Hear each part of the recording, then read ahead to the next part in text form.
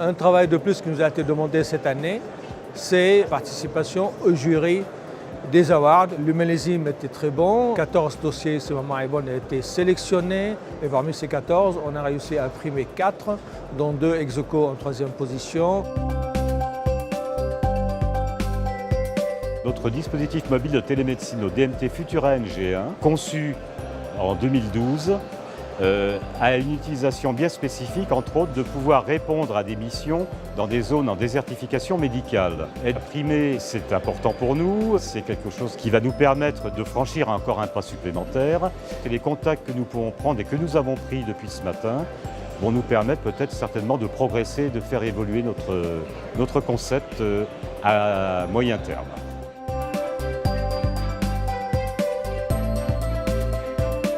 Je vous présente le fonctionnement de Uroconfort. Donc c'est un dispositif qui est en polyéthylène pour ne pas dégager de chlore à l'incinération.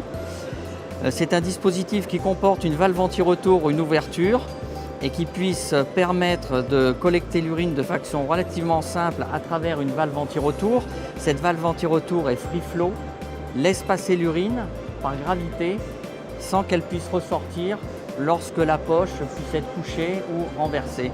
Donc c'est un système relativement simple qui est totalement étanche, qui va permettre d'être vidé après être déchiré à la partie inférieure, qui après retournement évidemment ne se vide pas du fait de la valve anti-retour et qui lorsque l'infirmière ou l'aide-soignante aura à utiliser le dispositif pourra vider l'urine dans les toilettes avant de jeter le contenant à la poubelle. Donc c'est un dispositif qui est propre, qui est stérile et qui va permettre de ne pas générer d'infection nosocomiale à l'hôpital.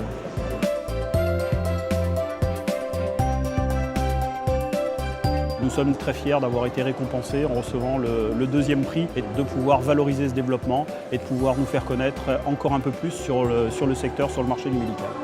Donc nous avons présenté le projet d'une seringue ophtalmique qui est dédiée donc à la mise en place d'un implant intraoculaire dans l'œil du patient lors d'une opération type cataracte. Cette caractéristique de l'implant hydrophile impose d'avoir une seringue totalement étanche et qui peut donc supporter la stérilisation en autoclave à 120 degrés.